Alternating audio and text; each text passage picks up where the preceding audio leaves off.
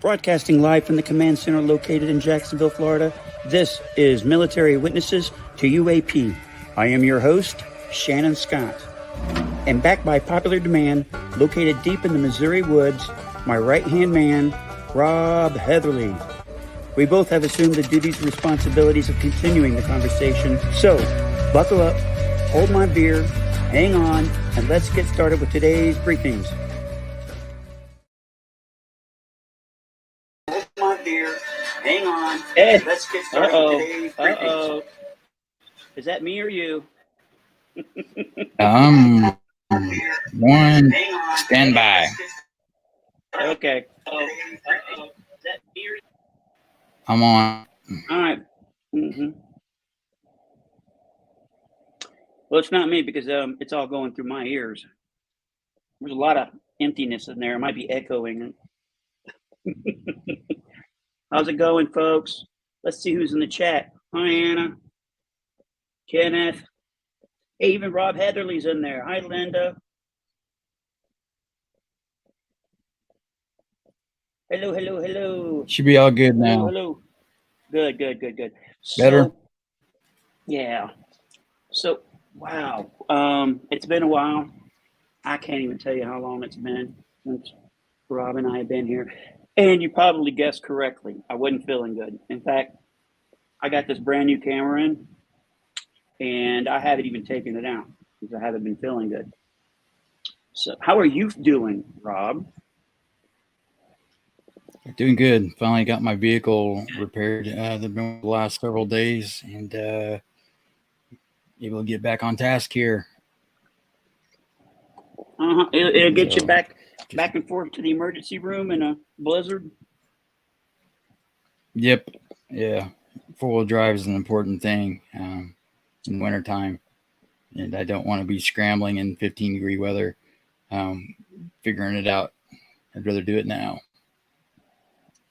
Yep. So, yeah, I've been sick. Now I figured it out. There's a trouble area that I've been having, obviously. Last few times I've been hospitalized. It's upper right lobe issue with the bronchiectasis. There's basically, I have pockets in the bronchioles that hold phlegm. And sometimes it seals itself in there and it's hard to get out. So what I have to do is I have to do a lot of breathing treatments. I have to do a lot of hydration, which is very important. And there's an enzyme that I have to do a breathing treatment with, and that breaks mucus down. And then after that, I do 7% saline inhalation, and that basically it irritates the lungs and hopefully gets stuff out. And after quite a while, days and days, I finally got that junk out, and I feel so much better today. It was worrying me because going on vacation like 2 days. So hopefully next 2 days you and I can chit chat a little bit more on the channel. Hey, yo, folks in the chat, welcome, and make sure you have any questions, you put it in all caps. Rob and I are both blind. Me especially today, because before I came on today, I was at Target Optical, and they dilated my eyes, and I still have dilated eyes, so I can read a little bit. Oh, let's see. You're almost as blind as me. I know, man. I cannot see. I'm getting bifocals this time, and what was so cool is, like, I told her, I was like, I don't need bifocals that I read right here. I need bifocals right here. So I need this laptop is where, all the businesses, being conducted at. So I need it this far away. And she was able to dial it in, and I'll be getting those in a couple of weeks. So let's see, working on a car. Yeah.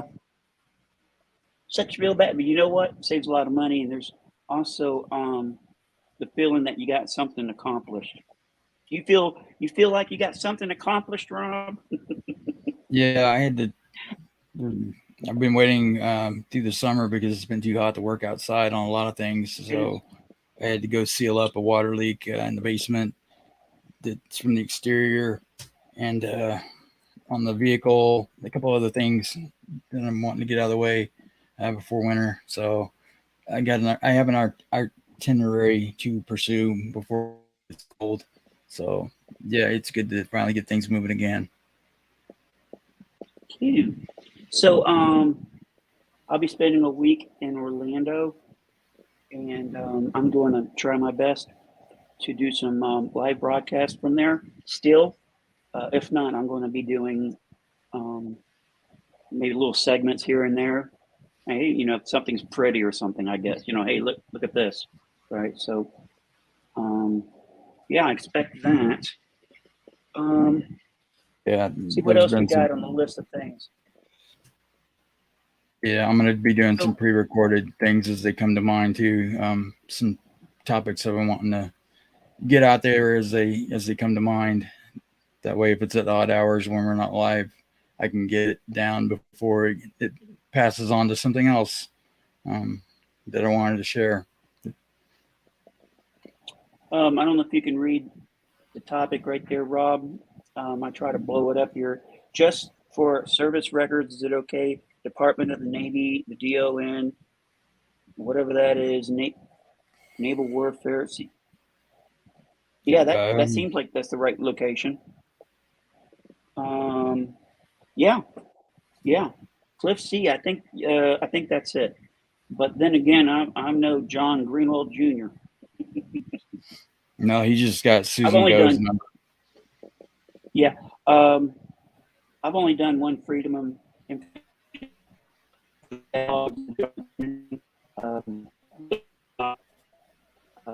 You're breaking up, man.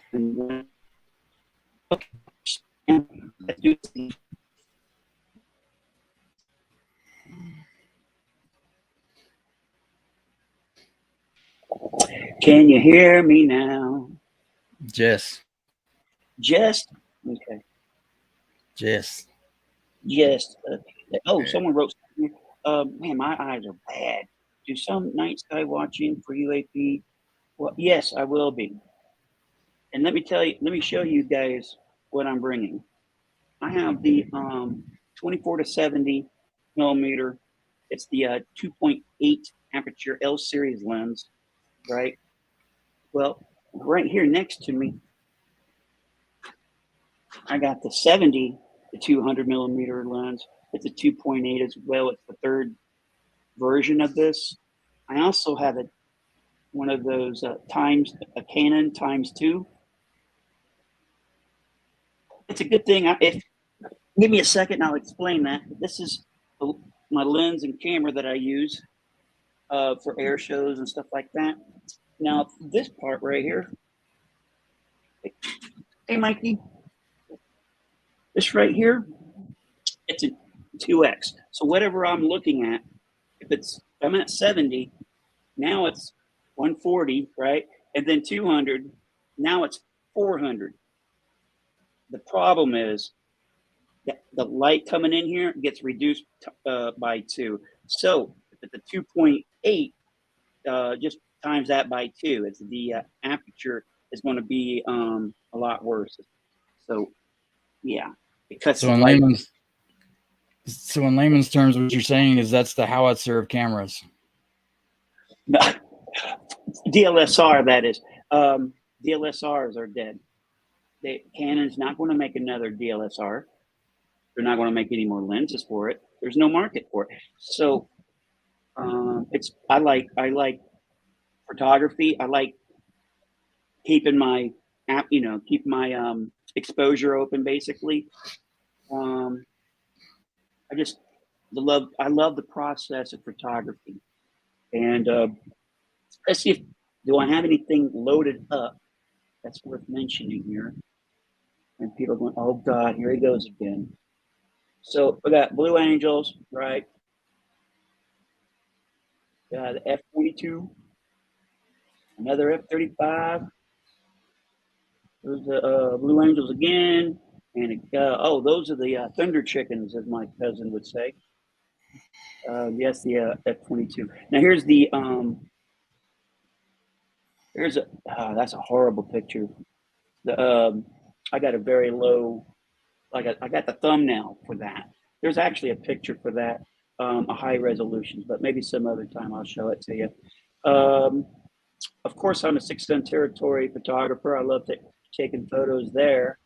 And here's Which a couple is photos. what? Well, I'm glad you asked. Okay, 6 Gun Territory was a theme park in Florida, and it was located in Ocala, across from Silver Springs. If anybody knows where that is. Well, long story short, they shut their doors in 1984, and now they have reunions with the actual gunfighters and the can dancers, but they don't dance anymore. They call themselves the Cants.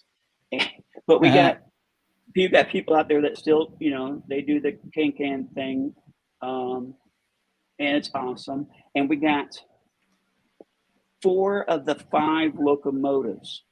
This is not one of them that you're looking at, but I've actually did a documentary of Sam Houston, I think, the number 4 train. We've got those.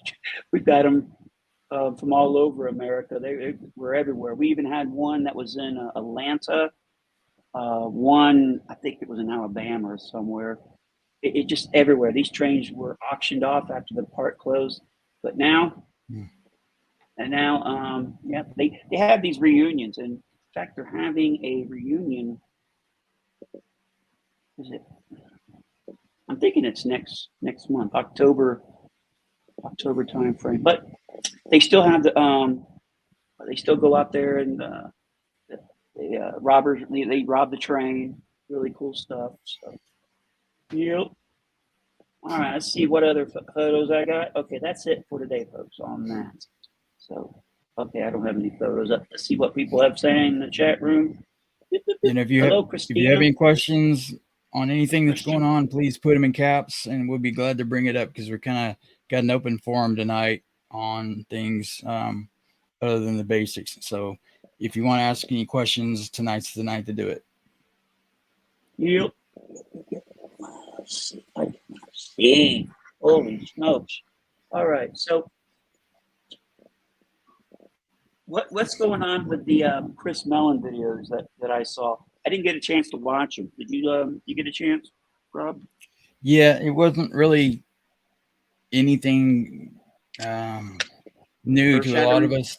It's kind of an ongoing reiteration for a different market to let them know kind of where the United States are at with the 2023 language when immunity's passed, and that they have established that they're going to have a permanent UAP office that's going to investigate nothing but non-human UAP, which is, in many people's estimation, a roundabout way of the government acknowledging that there are, that it is aware that there are non-human technologies in play, ergo non-human sentient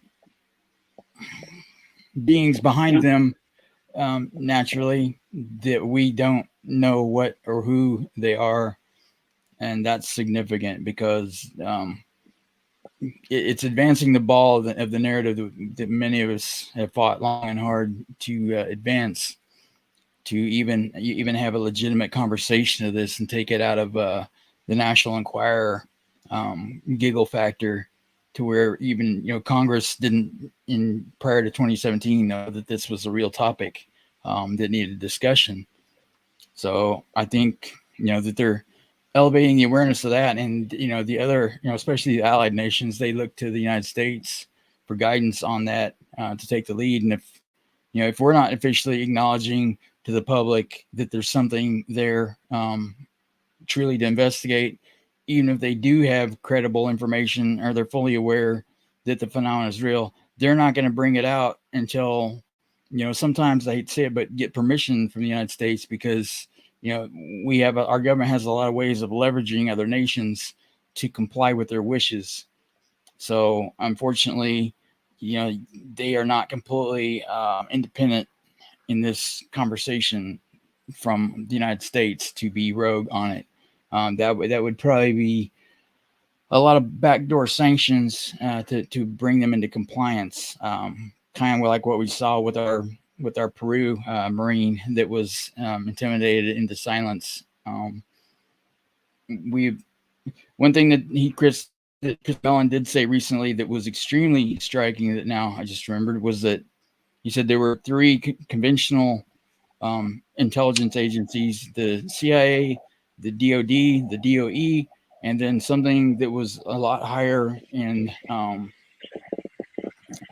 security classification that was an entity all by itself above those that concerning non-human technologies that they probably like the crash retrieval programs and things of that nature. Some of those may fall outside of those three traditional organizations and lie within this other organization that I think they didn't even know existed until this year, and probably not in a pleasant way that they found out either. Right.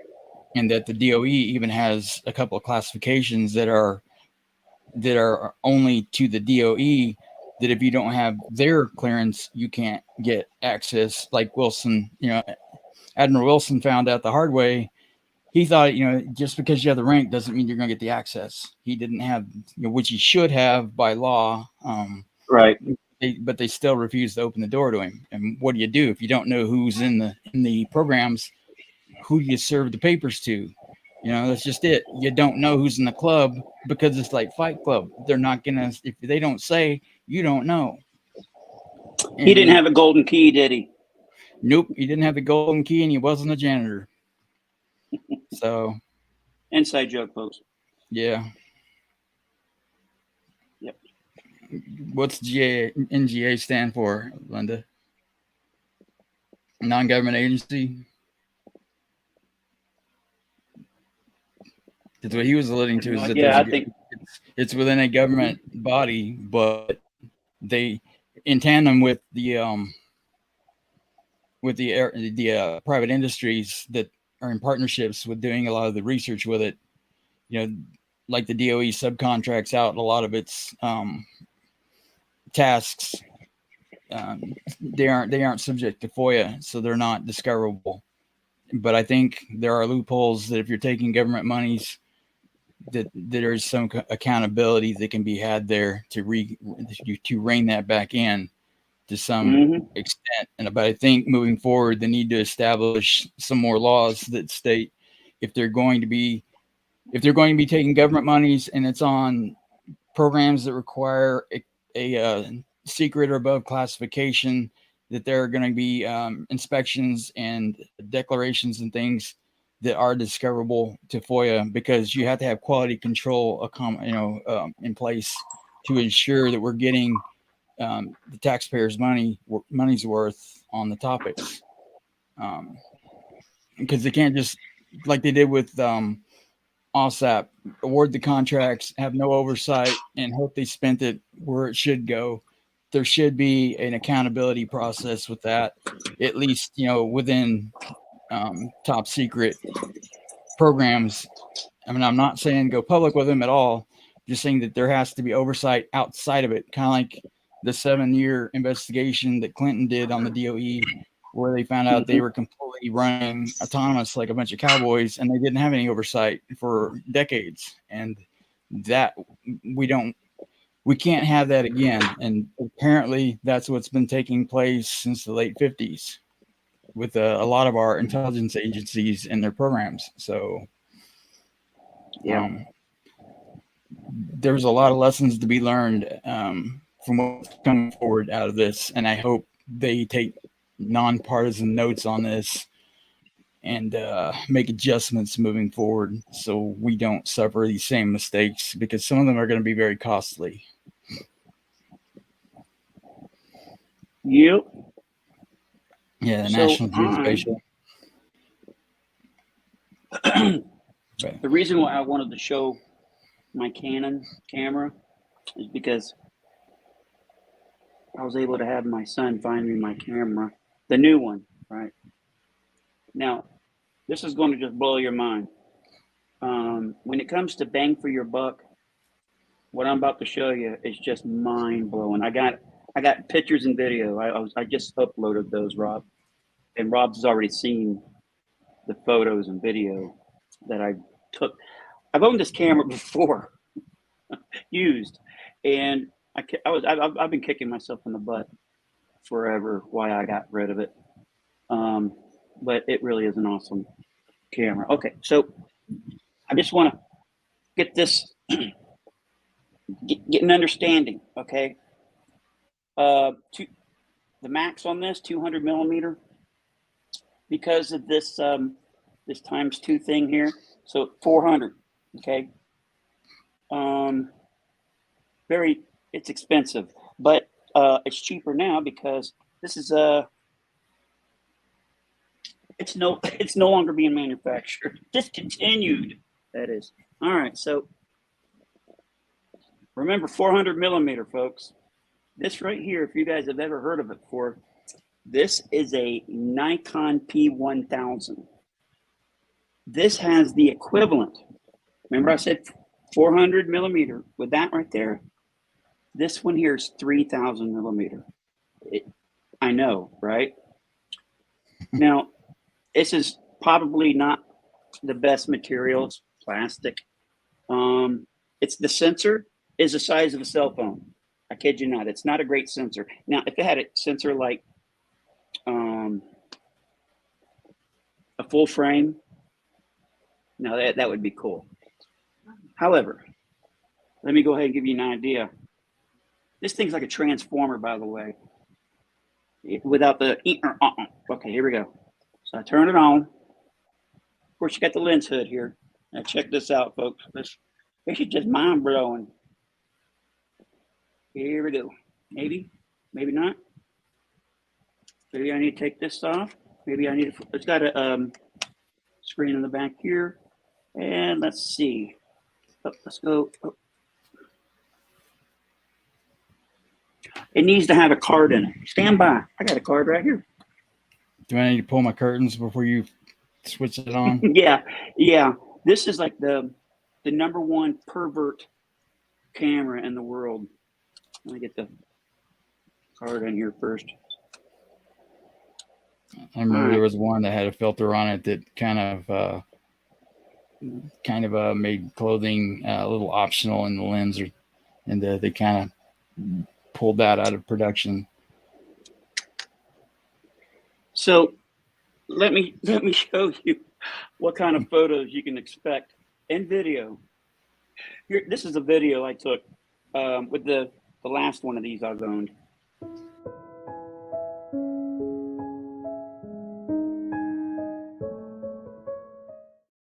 Moons. That's pretty amazing. Here's a photo of it. Bam. That just blows my mind every time I look at it. Saturn. I don't have the Saturn photos here. Yeah, let me put this thing away.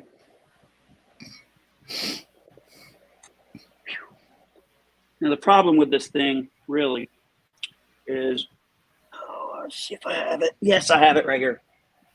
Okay, so it's got this mount right here. This is all plastic. So we got a plastic camera. This the frame of it's plastic. We got a little metal screws so you can put it on a tripod, right? Mm-hmm. The problem is this right here, with this thing extended, all the weight, a lot of weight. Now, let's see if I can reach and get it. Yes, I can. What I did is that I just Googled if there's a, has this problem been solved? And someone thankfully solved this issue by, you go to a certain one of these mounts for a Nikon, and then it came in, and then it's not perfect. So just to make it perfect, you put a little bit of Velcro, the soft side, on one side of it here, and it's as if this thing was made for it. So now it's more Balanced. center of gravity or balance. It's more here. Okay. Now, the problem with that, I've got something here, right here. It's got, you can tell. Don't take it down to Walmart for spin. Don't take it to Walmart for spin balancing. That won't work out well. Yeah, no, it won't.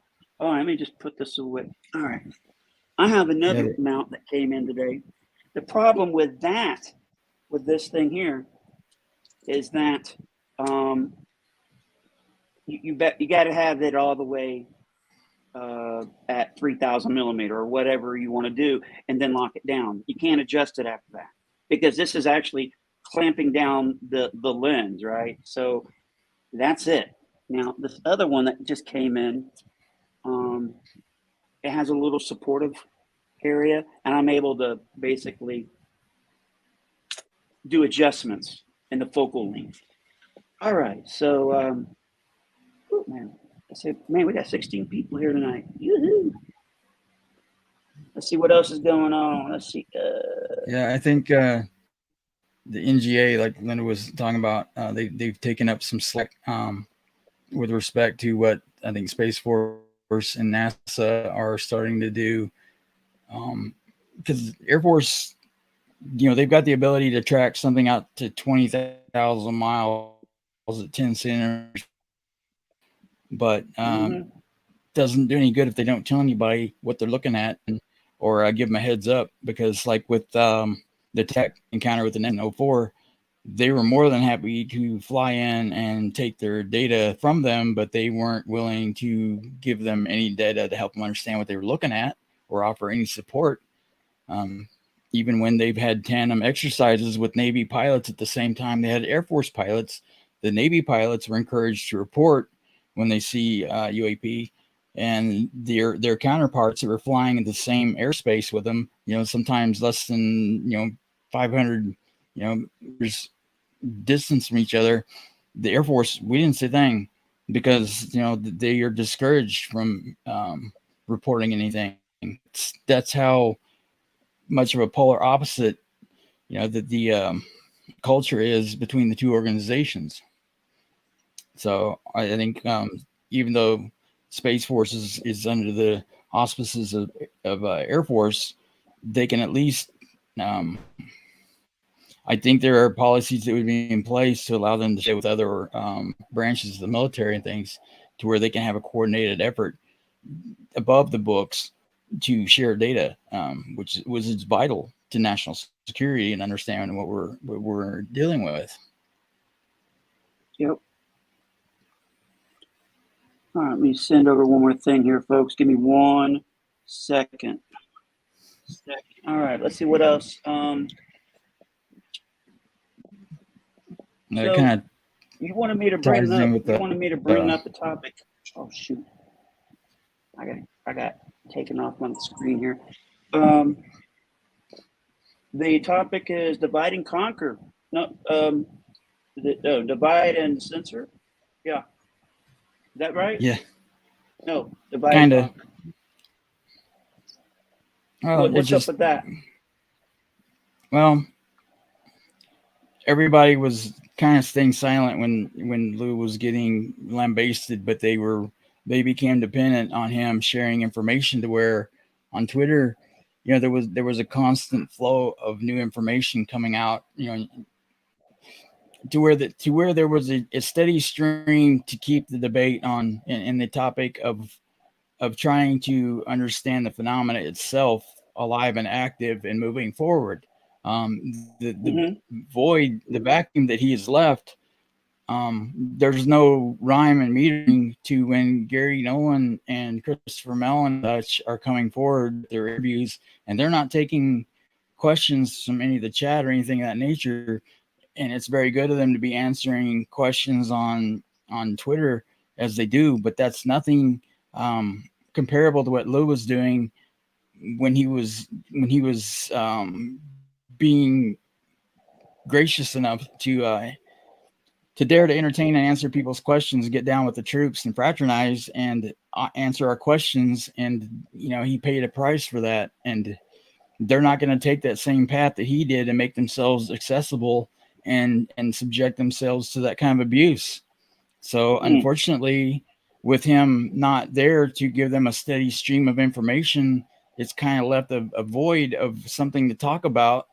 So, UFO Twitter and things and there's a YouTube void podcast. Yes, they are back to squabbling about did ATIP truly exist? Did Lou have any official assigned duties? We have detractors like Green Street that are still trying to grandstand on the word assigned. Right. No, he wouldn't have assigned duties per the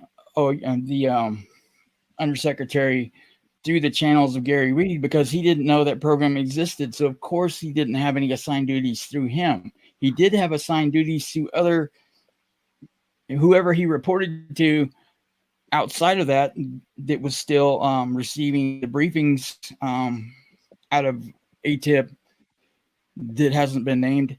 They did assign him duties with that was still ongoing. So, to my knowledge, that hasn't, that office hasn't been named specifically, but technically, Susan said it's true. He didn't have any assigned duties through what would be considered by default. And that is true on that aspect. He ran other portfolios because people were saying, well, of course they would have to know what he was doing with his time.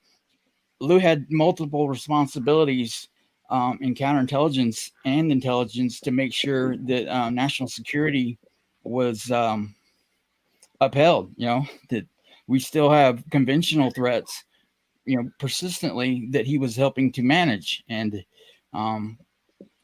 it wasn't that he was flying to Abu Ghraib, or Gitmo every week, and tickling people's feet. He managed a portfolio of that, including other things, to make sure that the place operated, according to, the laws of our government and military, that policies were adhered to. He was at an administrative level of oversight to make sure, things ran smoothly, and to vet information that was forwarded up to him. When I worked in my industry of project management and engineering, I had, many folders on my desk at the same time of many different projects that I managed, because they don't all require 100% of your time and attention. Your full 40 hours or 80, as it may be, on the job. Each one is going to have phases of periods when you have activity and you don't. So you balance out priorities and enact accordingly. So he had several assigned duties that Gary Reed knew of, and this one that he didn't. But that's kind of not atypical, from what I understand, is that in the chain of command, they can have different tasks by different agencies that have authority over them to assign dual roles. That's not unheard of. So it's not like Lou was an anomaly in going and acting rogue. It wasn't that he created his own program and just decided to run it like a boy, an after work club, at the gym or something. That's not how it was. It was a structured program that Harry Reid set up, and he continued through the auspices of whoever was still overseeing the program. And we don't know who that agency or person is at this point. But he didn't do it in a vacuum, and he isn't doing it in a vacuum. It's not like, that Space Force didn't know that they had a UAP program now. And they're like, surprise, we did this on our own in the locker room after work. That's the way, Green Street and them and Greenwald tried to make it sound, but that's not the case. So, he's got plenty of people corroborating this. He's got Jim Simivan that testified that he took a classified briefing on UAPs from Lou when Lou was the head of ATIP, while Simivan was in the CIA. You would think a CIA officer that senior would do his homework and make sure that that program actually existed before you took a briefing from it. That's kind of remedial. So to be arguing the point that Lou didn't have any assigned duties at ATIP, and that was just kind of a after work boys club endeavor anyway, that's just completely stupid at this point to be arguing that. Instead we need to be asking questions and not of, do non-human intelligences exist and their technologies that we're observing, but why are they here and what are they? Intention. And like we've seen with Ukraine, with their UAP investigations, I don't know what their pre-war, what their sensory equipment was picking up, because I don't think the data is available for that. But during wartime this year, they've observed a increasing amount of UAP over the battle space. So as close as the nuclear power plants are of getting bombed and things, I think that there is a increased traffic. They could be monitoring them. I don't know for sure. Nobody knows that for certain, but they're definitely attracted to warfare, and especially when nuclear assets are involved or in close proximity. So, I think they're telegraphing a message. That's a form of communication in itself, and it's something that we need to be having that conversation. We don't have to wait for our government to kick it up as a topic of conversation for the civilians and the rest of us to be having that conversation ourselves. There's no reason to wait on them. We don't need their permission. We've got enough data out there available that's already been released and that's available through non-governmentals to take up that torch ourselves and pursue these questions. And I've got the book sitting right here, UFOs and Nukes.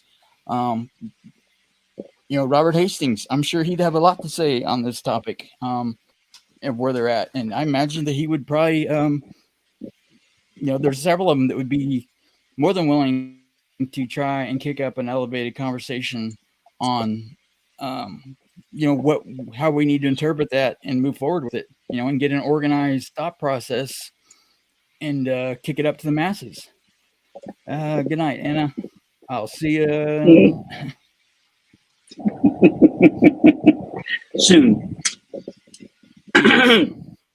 Yes, please like and subscribe if you like what you're hearing. If you don't, be nice. Go tell us to kick rocks. That's fine. I've heard worse lately. But yeah, it's cool.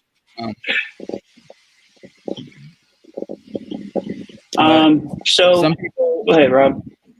Well, some want to control the narrative because, prior to getting actual facts infused in 2017, they can make up whatever they want. Gaia is a very lucrative network of people that were used to spinning yarns with impunity, and there's no way to fact check them. So it was like the Liars Club.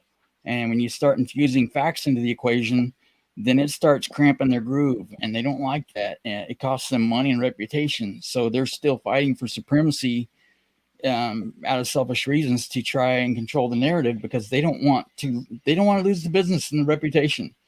And the government, they need to remember that they took an oath to the Constitution to uphold that and to the defense of the United States and U.S. citizens and our interests.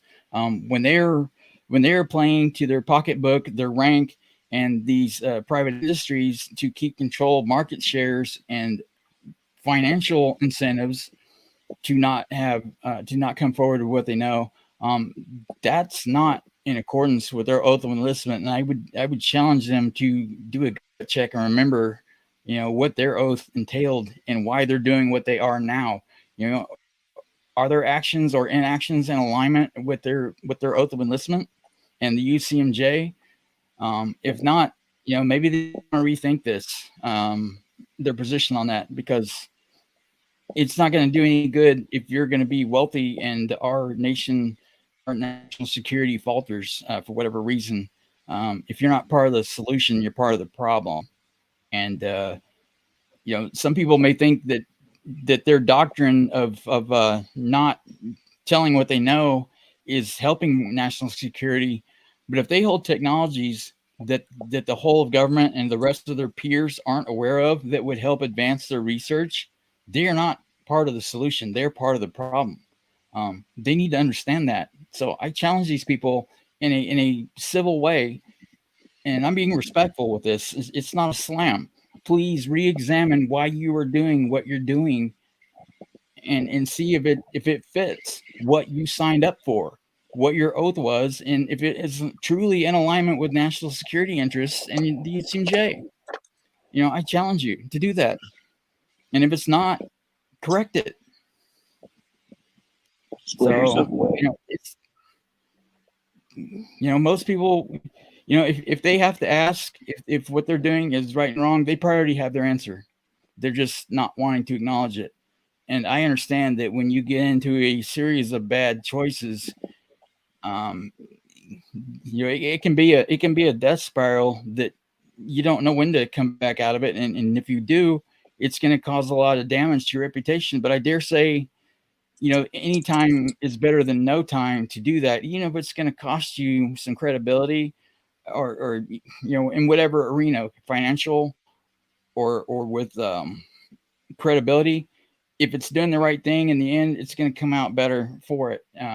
You may take some lumps now, but in the long run, you're going to win the war instead of just a bunch of little battles, but lose the war. Do the right thing, folks. That's all I'm asking. And,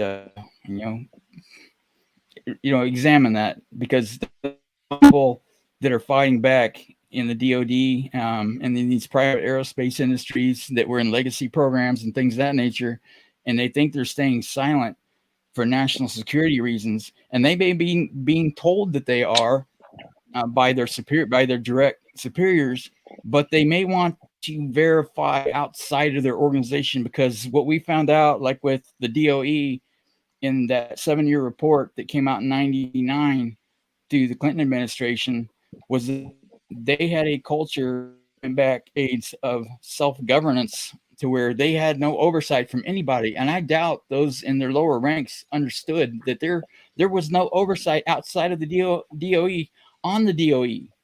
So they didn't know that at the lower levels. So I dare say that these programs that think that they are following orders of, the Pentagon and the highest leaderships, I challenge you to check that and see if they actually even know that program existed. And I know there are ways that they can look in the system and see if they're on the books or not. If you're not in the books somewhere, then I dare say that you're in a program that they don't officially know ever existed. So take a look. Don't assume things that you haven't verified. We all have cognitive biases that we take shortcuts.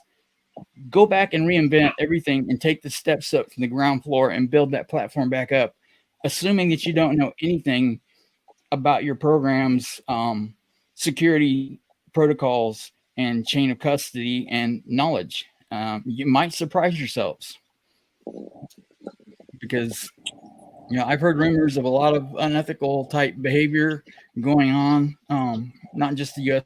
government, but other foreign militaries and governments. They've been doing it for 75 years, trying to squash this topic and delegitimize it. So why wouldn't they still be trying to do that? They passed laws that makes it illegal now. So they may not have gotten the memo, but they need to. They're not going to win it this time. With the age of the internet and immediate mass communication, they can't put this genie back in the bottle. It's not going to go away. They're not going to silence it this time like they did in 56, in 65, in 69, in 70, with the Connor report and things. And there's another instance where they thought, most people today think that the Connor report came out and said that there are no non-human intelligences, and that there's nothing extraterrestrial or ultra-terrestrials that may be about any UFOs. There's nothing to see here. What it actually said was that there's nothing that they saw that could be harvested for the advancement of science, or that they perceived as a threat to national security. And Condon himself wrote that one case was was completely clear to him that it was non-human intelligences behind the craft that they were observing in that one case alone. And it only takes one case to prove that that this is a real artifact that is not human made. So that's all it takes. We only needed one case. And like with the nuclear silos, what's that one place, Shannon? That they brought up the congressional hearings in North Dakota.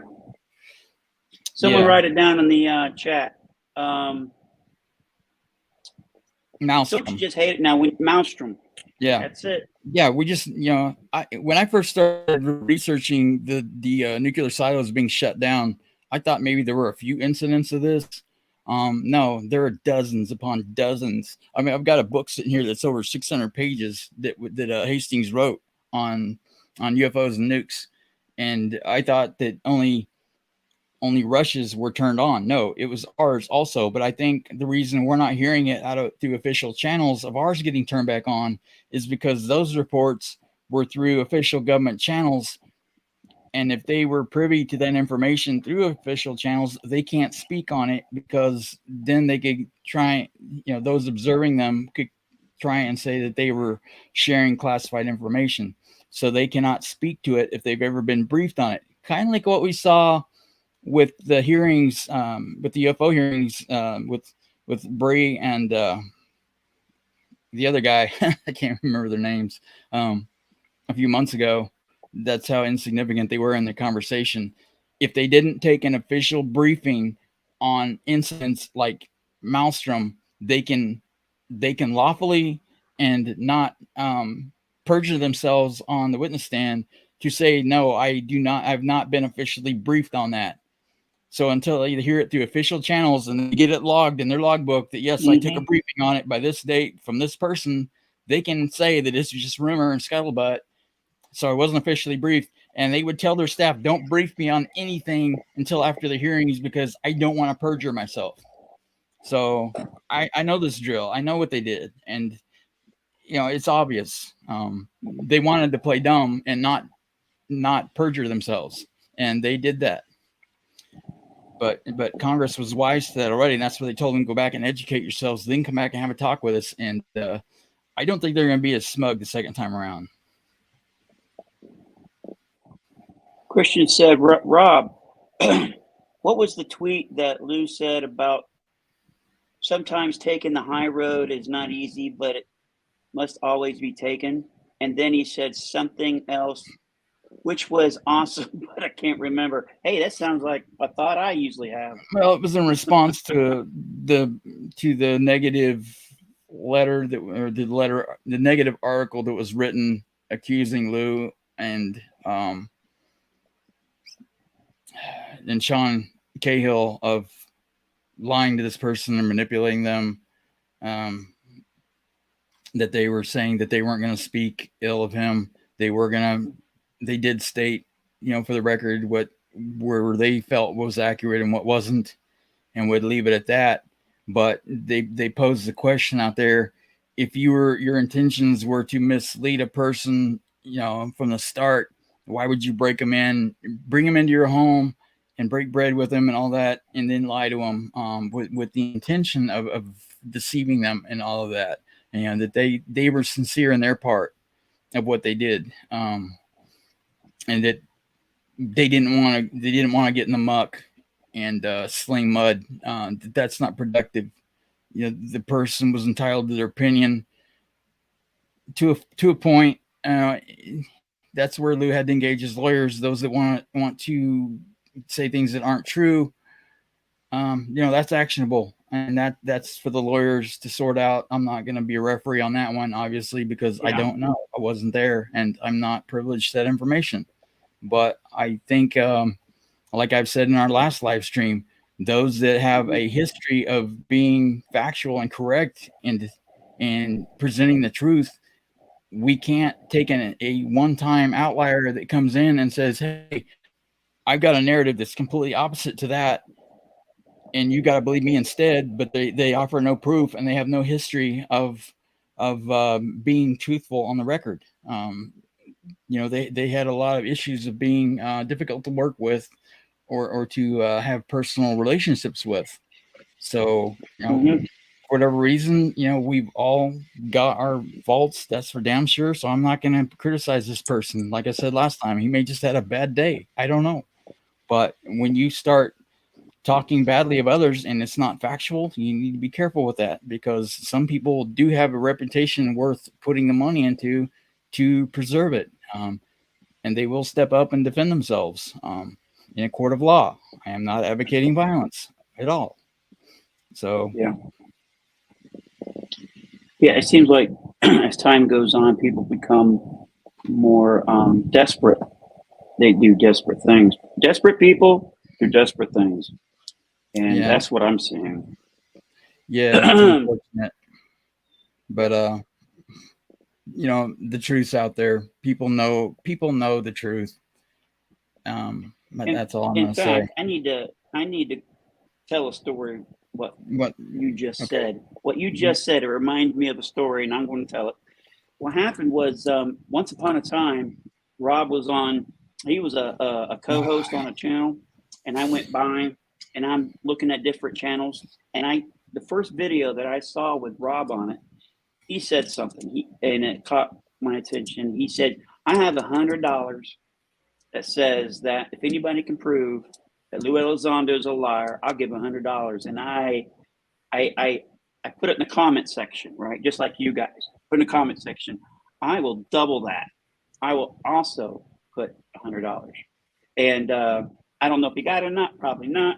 But the point is that what Rob was just saying reminded me of that story. That we were willing to put $100 each. I do And remember I still that. do it to the day. Yeah, Yeah. I'll do it right now. I do it right Yeah, it now. still stands. And My commitment, $100. If anybody can prove Lou Elizondo's a liar, there you go. yeah, and Christopher Sharp, I stand by my word. All right. So the English journalist Christopher Sharp wrote on Twitter within the last couple of days that if Lou was lying about having assigned duties and lead head of ATIP, that he wouldn't they wouldn't have him doing what he's doing with Space Force and the congressional hearings and still have a security clearance. So people need to not lose sight of that if he were lying, especially in an official capacity, as hard as the DOD wants to silence him, and he's under persistent evaluation. So that's real time surveillance, to where if he did lie, they would pull his security so fast that he would be yesterday's news if he were lying. So the Artemis I don't remember what that is. Yeah, I was going to bring that up, but Test slide around the moon. Was that? Is that something space? Oh yeah. Is that the SpaceX? Yeah, that's the no. SpaceX isn't doing it. It's NASA. Yeah, I haven't kept up with them. Trying to launch. But we're going back to the moon apparently. And what they were doing was they were going to do a trial run by, I think they were going to slingshot a payload around the moon and back. So we're getting, get our feet wet. It's only been like 55 years, right? Whatever. Mm-hmm. So yeah, it's way overdue. Yeah. Esmeralda, what you said about self-policing often means no checks and balances. Yeah, I've lived long enough to understand that power corrupts, and absolute power corrupts absolutely. So yeah, especially in a DoD capacity, it is not good to have any kind of program that does not have oversight. It ended up with a lot of security breaches and lapses within the DoD. They said that their security systems and their special forces were so strong that you couldn't invade their facilities with small armies and be successful, but you could get a day pass and walk in and take pictures of classified documents laying on shelves with a decent camera and do it for free, as a tourist. So definitely they needed to change their ways. They got too confident in what they were doing and got sloppy, and there were Yeah. things that got out that shouldn't have. And Yeah. What boggles I my learned a mind lot. is there were no referrals to DOJ of those violations. Somebody, I think the buck stops here. Needs, someone needs, their name needs to be accountable. Stuff like that you uncovered. I don't think anybody else was covering that story. Do you think, Rob? I think you're the only one. Yeah, I've never heard of anybody ever talking about that report that came out. Yeah.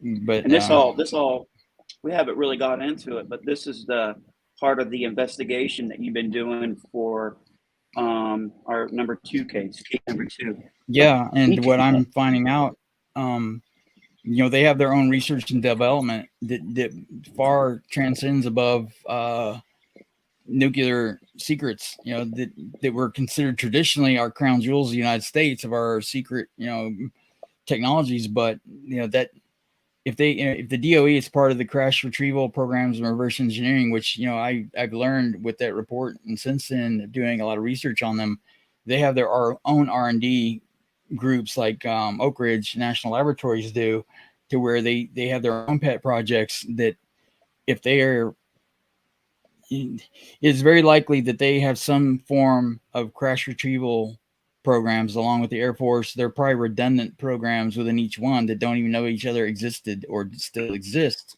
that are also having redundant R&D projects that they don't know each other exists. And there lies the big problem with the overclassification of this of these programs and this knowledge that they're coveting.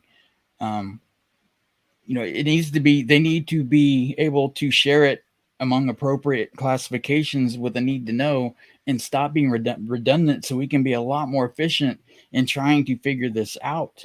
The DOE has their own R&D. If they've been involved in crash retrievals, which from our Marine that we've talked to from Peru, they most definitely do. What are they withholding and why? I was talking about this just last night with somebody that, why would the Air Force be so ardent to not come forward with anything, even to report to their superiors that have the proper, credentials to take a top secret briefing, and it not get out to the public or to our enemies? Why would these still not be forthcoming? How could it be so vital to national security that you're not going to include it into national security? That, like I said earlier, it becomes part of the problem, not part of the solution. And I can have wild speculation all day long. Worst case scenario, hypothetically, let's assume that there is an entity within the government or the DoD apparatus somewhere, anywhere. I have no clue where. I'm not even going to speculate, because this is a thought exercise that's purely imaginative, because I'm just speaking for my own behalf of conjecture here, not on anything I've heard or seen or witnessed. Is if there were an organization that lied within our United States purview, and they had come into contact with the crash retrieval, and if they had, say, retrieved live bodies and figured out a way to, that they chose to communicate, if they've, like in, what we call in Christianity, cutting a deal with the devil, for the greater good, they think. What if there are organizations out there that think they did the right thing for humanity, cutting a deal with some aspect of the phenomena, and there's a growing body of people in the government and military coming forward that are indicating that they're observing that this may not be a monolith. I think even Gary Nolan stated that, didn't he? And Jacques Vallée and maybe Christopher Mellon. Maybe all of them. I'm not sure who, but there seems to be more than one agenda. And yeah, Gary Nolan did say that. He said that there may not be a universal agenda, that it may be completely, several disjointed, that are basically, a whole bunch of individuals. That there's no coordinated effort involving humanity. But what if there are these clandestine groups within our government that made deals with these different groups thinking they're doing the right thing for humanity, but they didn't. But they don't want to tell anybody because that would be the deal breaker to their agreement. I don't know, but it seems to be something of high magnitude that would shock the conscience as to why they're not coming forward. That there are senior brass willing to lose their jobs over this. Why? Why would you sacrifice your career to not tell the truth and follow the rule of law? If you have confidence that the system works and you're part of that system, why would you not come forward and tell what you know when you're instructed to do so? To do otherwise is a dereliction of duty.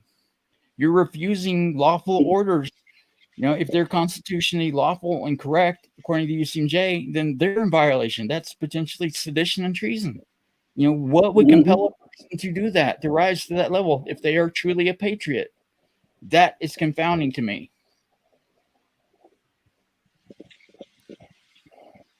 What are your thoughts on that, Shannon? Oh, I agree with you. I mean, absolutely.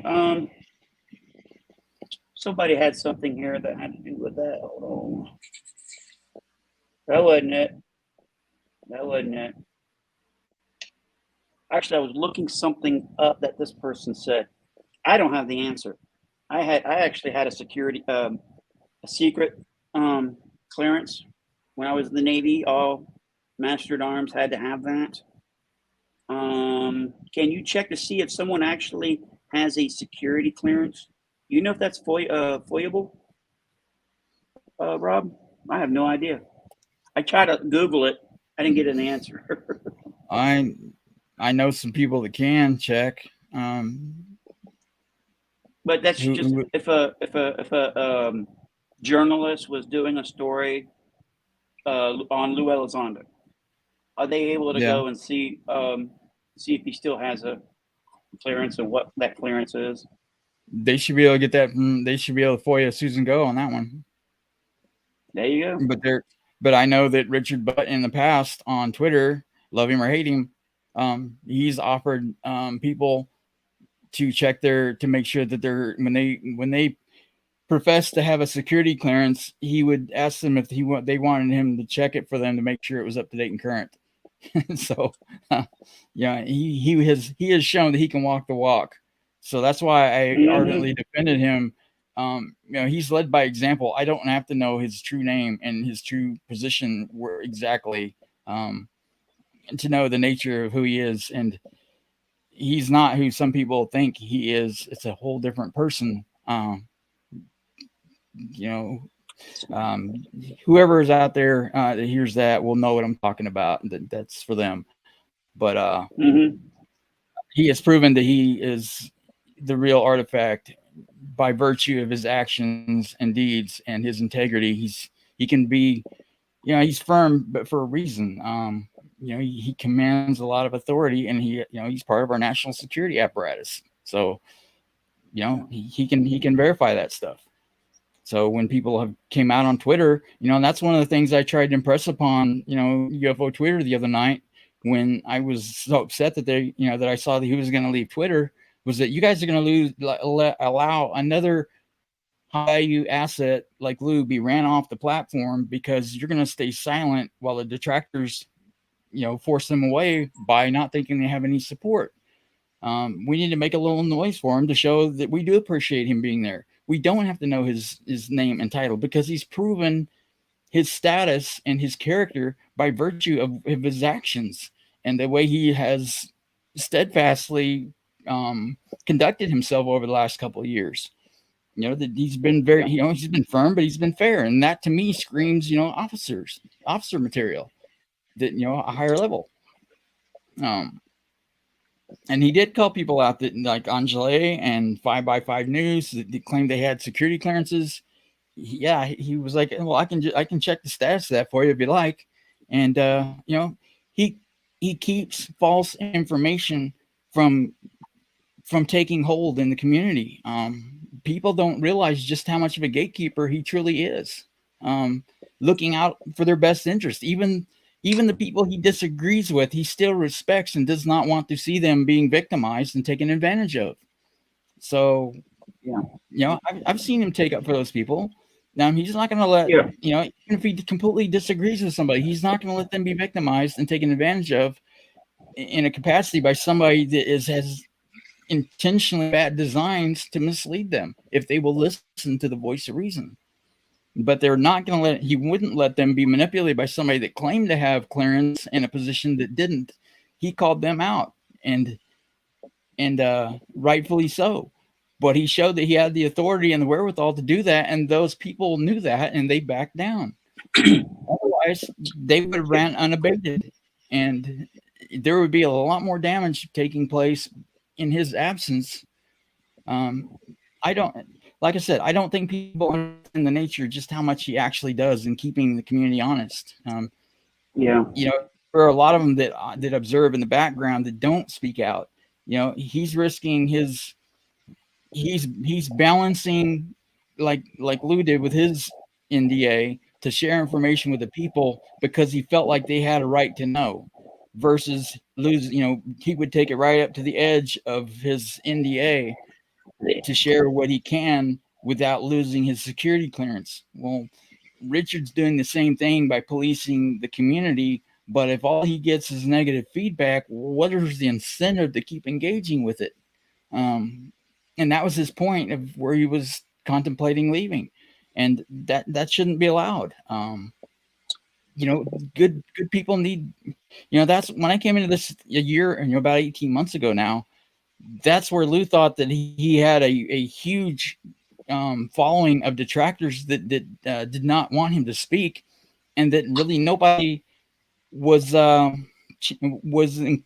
nobody was giving him positive feedback. But what it was is that the small group of people were very vocal in coming out and attacking anyone that did speak positive.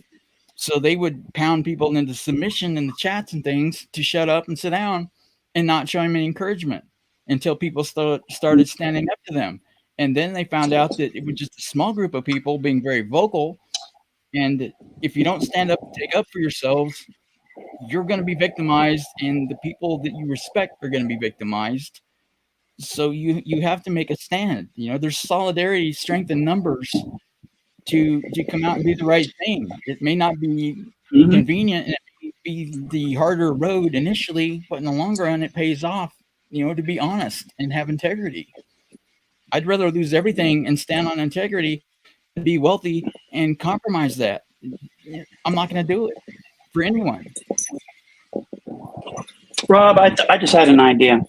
If you guys, let's see, we got 16 of you guys with us live, and we'll have like a couple of hundred watching us down the road. But if you feel the same as I do, as Rob does, of I think it's Twitter, Richard Butt, right?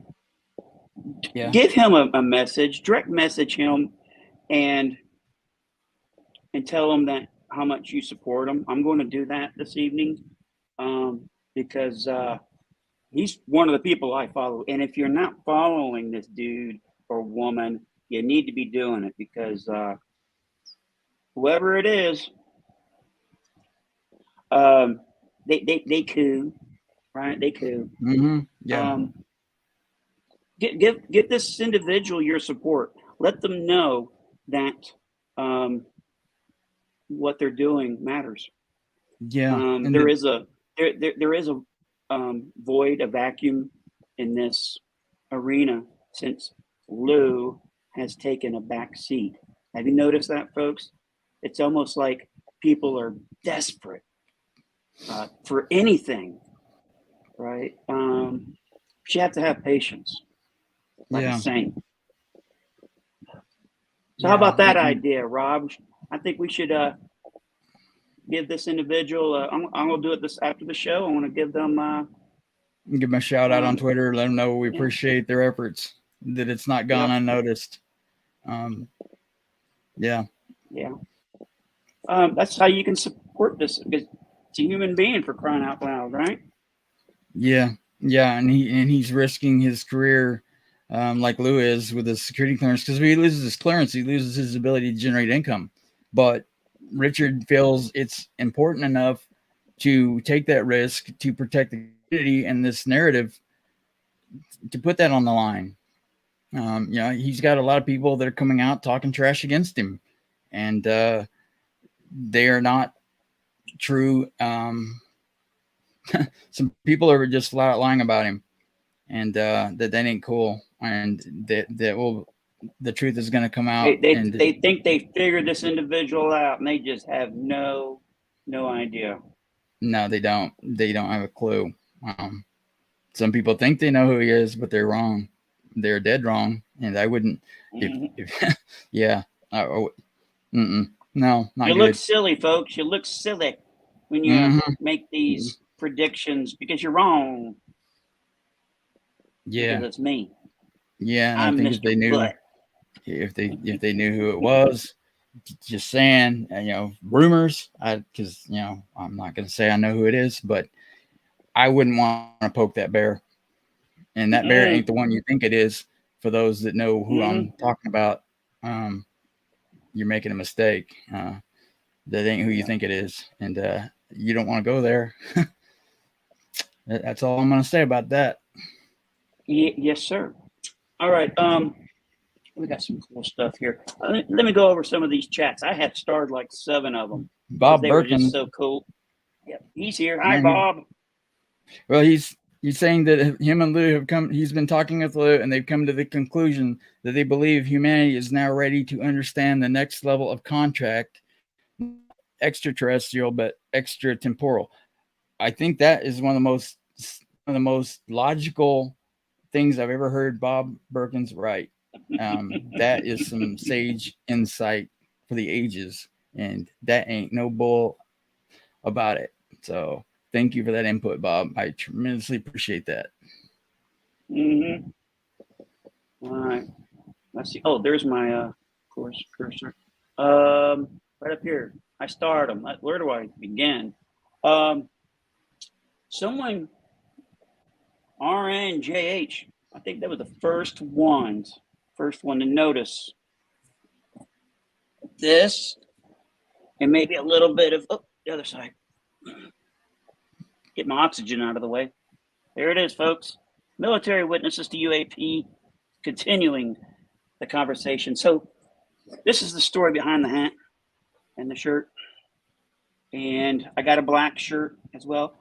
I was planning on wearing this when UFO XP, right? UFO Expo, UFOexpo.com was going to be in Palm Coast, just south of Jacksonville. I can be there in about 20 minutes. But they rescheduled it for some other time, and that information will be coming out soon, if it hasn't already. However, that's the story behind it. And because Rob's my friend, I bought him a hat and a shirt. Now, we got people asking, let's see, right here. Is the hat and shirt going to be available through the charity drive? I don't see why not. We'll have to go through a manufacturer. I'm not familiar. You go to these like YouTube channels, and they got all their stuff on the bottom, and you could just pick out all the swag you want. Well, however they did it, I'm sure we'll do it. Have a vendor and be able to have our merchandise through it. Yeah. Where they can order it, with the channels, logos, and stuff. That would be cool. Right. Yeah. Like we said before, any money we make off of anything, it's going to be donated to charity. We're not going to take a penny into our own pockets from any of this, but it'll all go to that. We're not going to manufacture followers or subscribers or viewers. No bots. We're not doing any bots this week. Nope. No bots this week. No bots. Not even the Hobots. We're not recruiting them either. So we gave them the week off.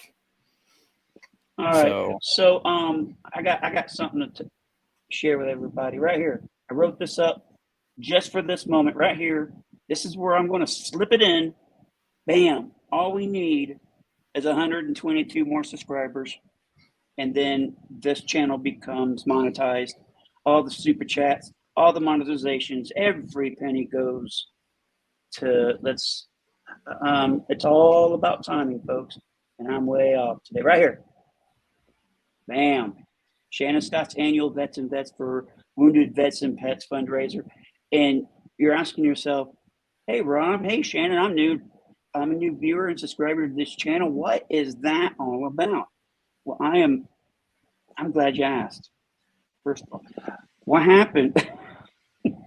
I'm very honored because my best friend Rob and Lou Elizondo decided to name the charity after me. So I get to wake up every morning knowing that something this awesome. I can't believe it. So in the future, you're going to see. I would, if I was a betting man, you may see somebody. I don't know, but it just rhymes with Lou Elizondo. He may be wearing something like this on a hat, folks. Also, that will be on shirts, and that's going to be a patch, and the patch will be on the hat. You just imagine that. Also, we'll have stickers, right? I'm sure. I'm sure we'll have the hats for sale as well, because we got to raise money one way or another for the charity. Oh, what are the charities? I'm glad you asked. Rob's charity is tell them all about it, Rob. It's one that Lou actually brought up that I wasn't aware of until he put me on the radar, but I spoke to the fine ladies that run it. Pinups for Vets charity. They sell calendars of veteran women, very tasteful calendars that they sell, and they go in and visit wounded soldiers in the hospitals and things and support their families, deliver meals, whatever they can do to support veterans and their families for wounded vets, were vets and otherwise in need. They've got a very good format of what they're trying to accomplish, and they've been around a little while. They just haven't gotten a lot of traction, and that's unfortunate because I think, as Lou does as well, that they have a very good model of sincere outreach to help veterans.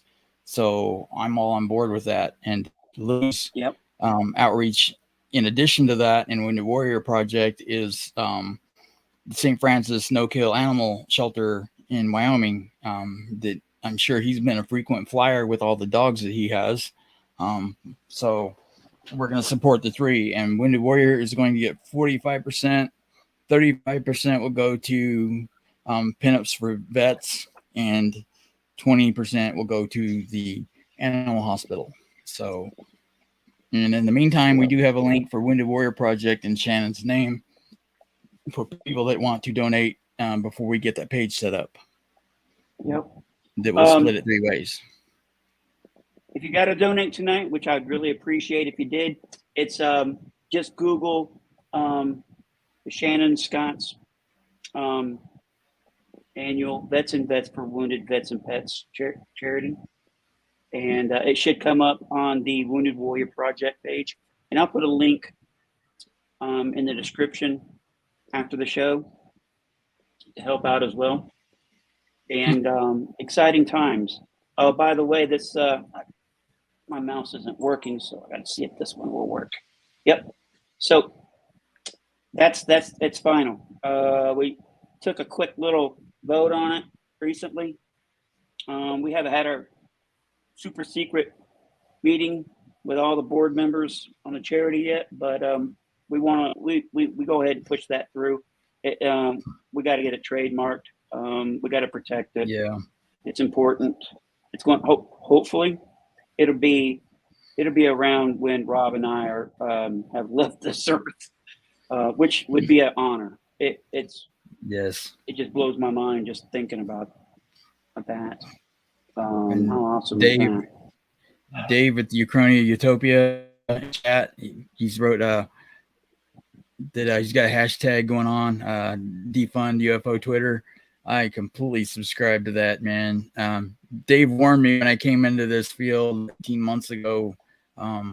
He's one of my close friends and research partners in ancient history, which is another topic I want to talk about in a minute. But he warned me when I came into this that this community eats their own, and it's probably not going to be a gentle ride by any means to enter into this arena. And he was right. It's been a rough ride, but very educational. Damn sure educational. But it's worth it. But one of the things I wanted to accomplish by doing this was all the research these guys have been doing for years now. I'm a virtual newcomer to what they call alternative ancient history, especially with megalithic, monolithic builders that have clearly advanced technologies behind the construction of all these artifacts that have been left behind, power tool marks and the whole works.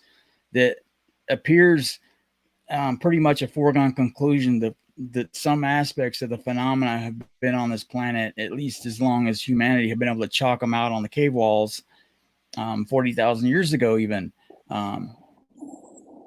That the phenomena is nothing new to humanity. So I'm glad to see Cristina Gomez has finally threw her hat in the arena. One of the things I wanted to do was help bridge ancient history with current contemporary ufology, or the research of what this phenomena is, because they are one and the same as far as we're concerned. The evidence shows that. And if you're, without factoring in the historical precedence of this, we're not getting the big picture. So, we need to be tapping people like him and the group of our ancient history research teams to identify where we've had contact in the past. In the the stones don't lie. The tool marks are there. The evidence is there. The mythology lines up with a lot of parallels to what we see carved literally in stone. And it was good to see that Cristina Gomez has finally entered that arena. She was interviewing Ben from Uncharted X recently, and I saw that her next one of her next upcoming segments is going to be on the underground megalithic, monolithic underground cities like Derinkuyu that were carved out that can hold over 20,000 people. I tried to contact her months ago, but given Ben's got like 600,000 followers and I've got 800, and I would answer some questions for her, but that she's starting anywhere, I'm thrilled with that. It doesn't have to be me that she reached out to for information to start with, but I could put her on to some people that can answer a lot of questions. Ben is an excellent resource, but he's one person, and he does have alliances with other people. That is for damn sure, with Graham Hancock and Randall Carlson. But those guys' time are so hard to get access to for any kind of comprehensive conversation with, that there are a lot more accessible people that are willing to help answer legitimate questions in this arena that can answer them, and sometimes with a lot more clarity and volume of information, because they have that's been the focus of their work for decades. Not putting Ben down by any means, because he's an outstanding researcher and the guy's got volumes of knowledge, but he's not been in it as long as some of these guys from my research group, even individually. But when you compile the knowledge of half a dozen or more of these guys together, they're world class. You're not going to find a body of work out there that's going to be more comprehensive than what they know. And I'm proud to be part of that community that they've invited me into about 4 years ago now. So yeah, I'm staying the course on both of it, and I want to see the knowledge that they've worked so hard to compile. Just in the time that I've been with them over the last several years of watching how diligent and meticulous they are to staying with facts. If they debate, and that's one of the things that we need more of in the UFO community, when they make a statement, or I do, when we put it out there on Twitter or anywhere, we back it up with a link. We put our facts up. If we don't, we tell people the difference, that this is just my opinion versus this is a fact. If we state it as fact, we'll drop a link to it. And we've done the research to authenticate that that link is good and the information in it is good. We don't do Gaia. We don't do snake oil. If we can't verify it, we don't say it. And this community needs to be held to the same standards of evidence. You know, we can't have, a, you know, frankly, you know, what Gaia is doing, of the Wild West of bullshit slingers that are making, you know, huge amounts of money and reputation off of it. And there's no one fact checking them.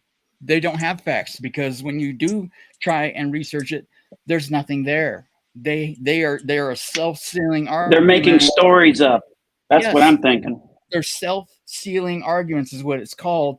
They corroborate each other. They're like, well, I heard it from such and such. Well, that such and such says they heard it from this person. And then they just have a loop of, well, they said it's true, so it must be. Well, yeah, I heard it from him. Well, yeah, but I got it from him. But none of them had a source where it actually had any verification of fact whatsoever. You know, I've asked them, and I've got people now that hate my guts because I asked them to produce evidence. I'm like, oh my God, you know, I've got a magic key. What else do you want? You know? So, yeah. Yeah. I love that magic key, magic golden key. Yeah. Yeah, you can tell that story if you want. It's funny. So, our friend Tim, UFO Man, had a guest. I don't even know the guest's name. That evening, I found out Rob was going to be a panel member, so I needed to tune in. But of course, I'm late because I'm distracted, and I'm listening at it like 1.5, maybe 2.0 fast, you know, than normal. And you can do that on here if you guys don't know. Like, oh, I'm 2 minutes behind.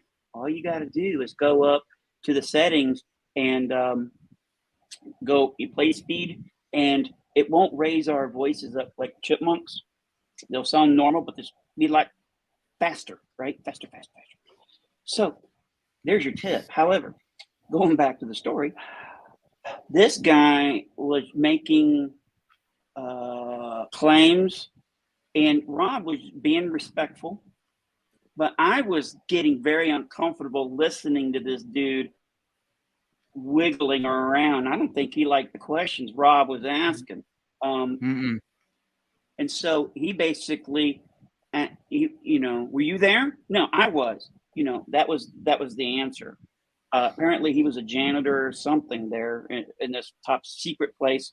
And every time he would come in with his, we call it the magic golden key, everybody's putting their laptops down and shuffling. Yeah, they're slamming folders shut. They're yanking their computer cords out of the walls, trying to cover up their classified data, because the janitor caught him with their pants down, proverbially, when he rushed in with his magic key to do an inspection of the room. And I tried to tell him that any facility, even where I worked in my company that was a industrial high-rise construction company, we had our offices that were, we worked on some sensitive projects and things that you had to have a security key to get in the door, a pass card, because some of the projects, there's a lot of money involved in that, and a lot of blueprints that are to sensitive facilities, airports, DOD facilities, things of that nature.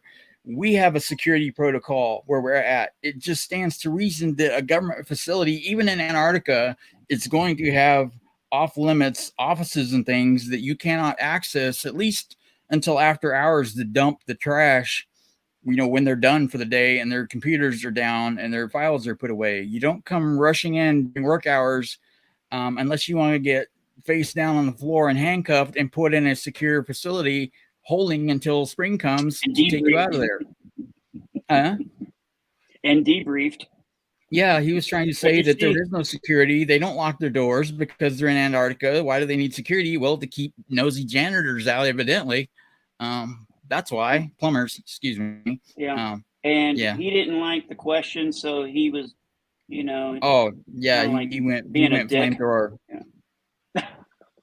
Yeah, he was. In fact, that's the only time I've ever turned off UFO Man with Rob on it. I couldn't stand it. I was so uncomfortable because that dude was really painted himself in a corner. Checkmate, and then he just had a tantrum.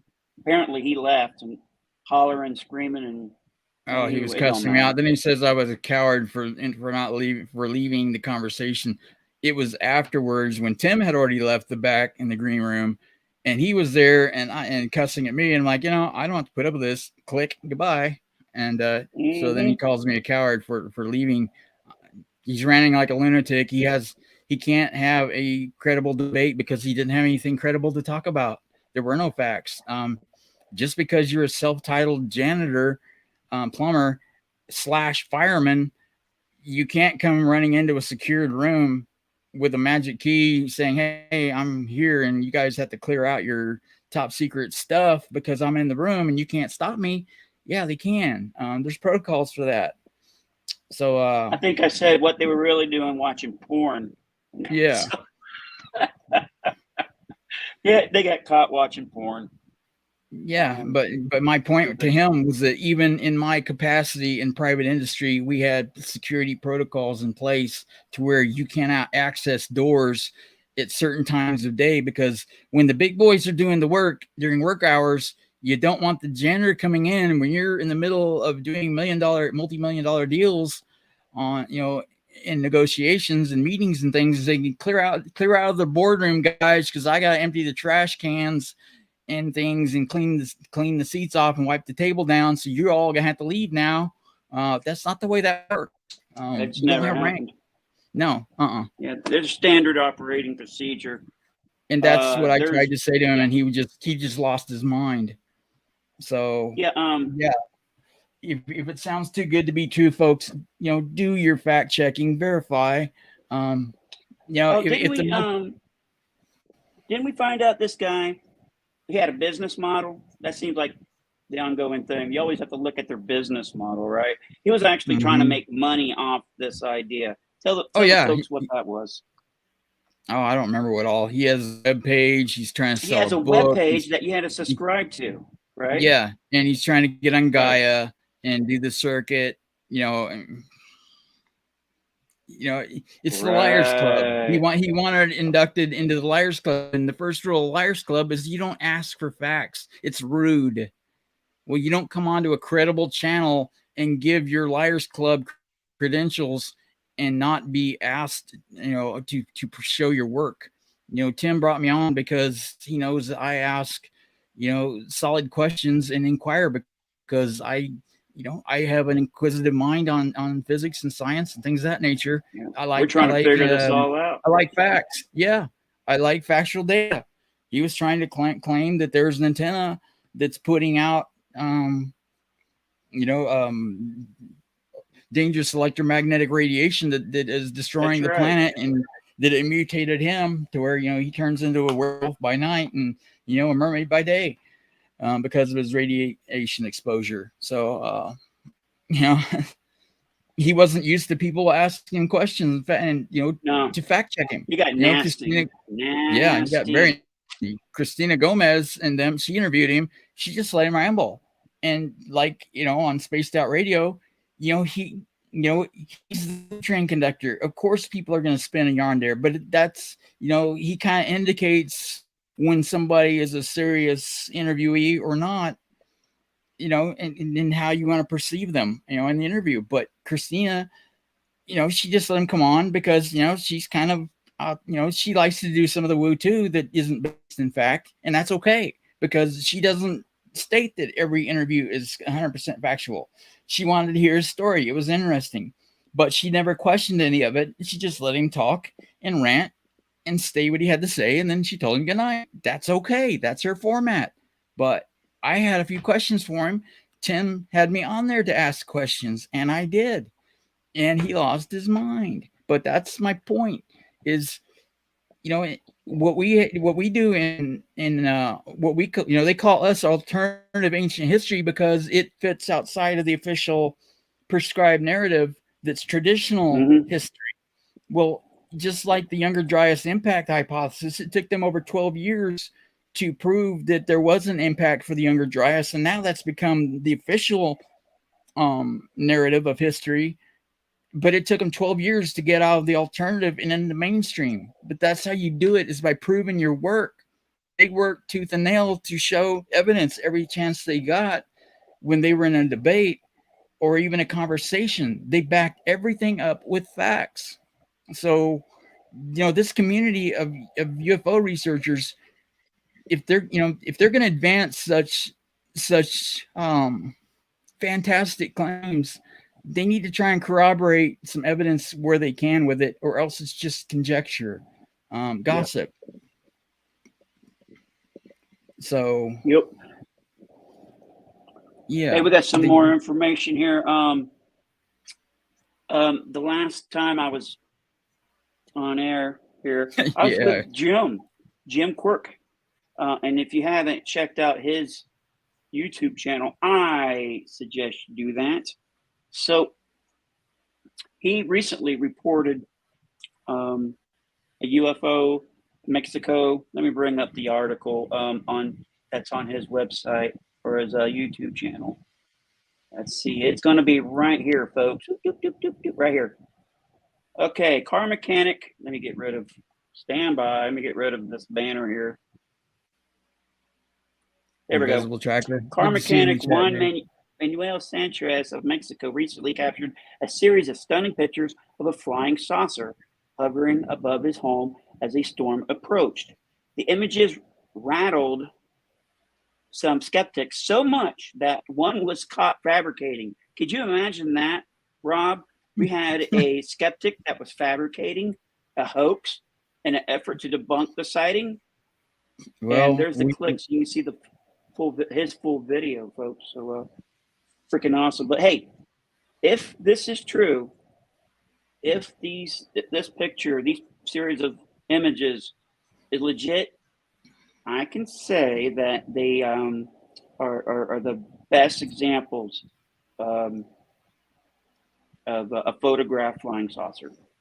Bam. Okay, I said it. All right, y'all ready, right? Y'all want to see the photos, right? Yep. Okay, here they are. If you're driving, keep your eyes on the road. I looked, and before you know it, I hit a telephone pole. Shannon, Rob, and then after you hit that, if you see this, yeah, you dead. So don't do that. Okay. All right, here's the pictures. Let's bring them up right here. And tell me what you guys think. Man, work. I think I need to plug this in or something. Oh, here we go. Here they are. Bam. I like these photos, Rob. I like them. I do too. I have two theories, two competing theories. What's that? One, it's either a UAP, or two, the cartel just blew up a brake hub manufacturing plant, and that's one flying through the air at the moment. There you go. They took the picture. So now, yeah. Apparently, this thing. I'll just, you know what? Just go to Jim's channel. It's called the Quirk Zone. I really look forward to his. I think we call them Jim's rants. I just love how he just talks about this phenomenon. I feel it's like a safe place. It really is. You go there, you learn something, and you're entertained. So that's what it's all about. All right, so let's see what else we got going on. A little bit more information about the charity. What an idea! I may have an idea once in a while. Once we get this thing running, I think we're going to get it. Put the application in order for this charity to be part of the combined federal campaign. They do this. Anybody ever served in the federal government? in the military, I know once a year they make contact with every sailor, and they do a bunch of checking. I remember doing that. I remember I could tell you who I donated to. Angel Flight. It's a bunch of volunteer pilots, and they transport critically ill children to specialized hospitals. I did that because my daughter, who's healthy and doing quite well, she needed she needed a life flight from these folks from Jacksonville to Orlando. Arnold Palmer Children's Hospital is a specialized ventilator that she needed to be on after she was born. I take that back. They were able to do ECMO. If anybody's in the medical field, you know what ECMO is. Yeah, they were going to put her on that, but thank God, for some reason, while she was on the flight, she started doing a little better. So no ECMO for her. They put her on a jet ventilator, and for weeks on end, and it seemed like it was forever. She stayed in the hospital, and I don't think about that no more. It was horrible. All right, let's go into the chat real quick. Let's see, is there anything else I want to talk about with the charity? Oh, one last thing. The other idea I have is there'll be a link where, or we'll have instructions on how, if you're an Amazon consumer like I am, there's boxes for the recycling guy. Oh my God. He's got so many boxes. Says Amazon on the side of it. Oh God, it's embarrassing. We have a addiction to Amazon. Anyway, more power to you, Jeff. Lord. Anyway, we're going to get it to where every time you use your Amazon, a small little percentage goes toward this this charity. And how awesome is that? So we'll get that going. Yeah. We can put some of the details in the community tab on this channel with the Wounded. We can put the Wounded Warrior link there until we get the web page up for the rest of it. Yeah. That way they'll have a place, a point of contact to do that, as well as on Twitter. But that'll make it persistently found on the channel here. And I'm gonna start building an archive of folders of links to different categories, like I've got on my personal YouTube channel. But I want to be able to put folders here to share with the community that are under different categories, and the ancient history and things of that nature by category, obviously. That way, things that we have vetted already that we feel are credible. So we're not going to post anything that we don't have confidence in of being, valid, where we can. If we can't verify it to our satisfaction, we're not going to put it up. It's that simple. I won't do that. I'm not going to put up snake oil and say, well, I didn't know that they weren't credible. No, I do my homework. I'm not going to mislead anybody intentionally. And if I can't prove it, I don't post it. Right. So if we just happen to say something on accident, or we actually think something's legit, and for some reason we find out it's not, you'll hear it from us. We'll be the first ones to clear our name. Go, I was totally wrong about that, folks. Our credit is basically our word, and we go on what we know at the time, and if that information changes, we'll acknowledge it and we'll correct it. That's that simple. Yeah, if we find out that Lou Elizondo robs banks at night, and well, hey, I was totally wrong about that dude. He robbed banks at night. Something like that. Well, hey, but until then, my $100, and we got another $5 from one of our other folks in the chat. We have $105 if someone can prove Lou Elizondo is a liar. But I think my money's safe in my wallet. What do you think, Rob? Do you think my money's safe? Yeah, I think so. Talking topic. How about UAPs in the war zone, Rob? Oh yeah. Over Ukraine, where they're talking about, we started out I touched on this a little bit when we first started tonight, but Ukrainian UAP research are indicating that the frequency of UAP they're spotting over their airspace is becoming more frequent as the war goes on, which I haven't lost sight of the fact that their nuclear plants are getting more closely encroached as the war goes on, to where there could be a nuclear incident anytime because of it. Because Putin's getting reckless. He's getting desperate. Those rounds, that lead going down range, if it hits the right spot, in this case the wrong spot, we're talking horrible things can happen, worse than Chernobyl. Yeah. Oh yeah. We don't need that. We don't need that, folks. Well, and they're not even allowed to. They're not even adequately able to staff the facilities as they need to ensure that they don't hit a criticality and overheat, basically, in layman's terms, and melt down. It would be very bad. Very, very bad. I still can't get that these soldiers, Russian soldiers, were digging trenches near Chernobyl. Don't they know history? Are you stupid? No, they weren't even born, some of them, when that happened. Well, that was before their day, man. Netflix, right? They got Netflix or whatever. No, that Chernobyl show that. No, they just got pick up a history book, man. All they've got are videos of Putin wrestling grizzly bears. That's it. Oh God. Polar bears, excuse me. Polar bears, yeah. Oh man. But yeah. Well, yeah, shoot. But I find it. Somebody made a statement that struck me within the last few days. There's not been any nuclear. This is the first weapon in history that has never been fielded again that has that much of a advantage over the enemy to make a decisive victory. Quick, cheap, and dirty. Because when they tested. When they had the Trinity explosion, they did it at ground zero, and it was 4 times the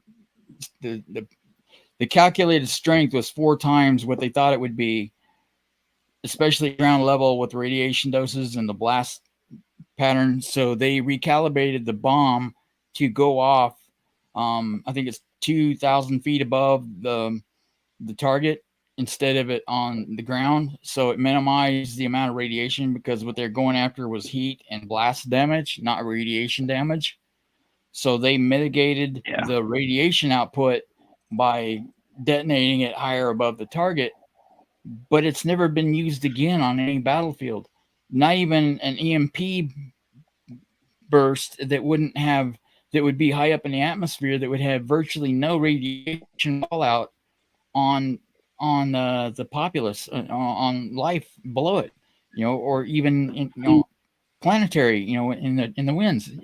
Isn't that a little striking that they've not even used it tactfully at a small scale at some capacity, and that they don't even have any above ground tests past a certain year? The rest of them went underground, and then that stopped too.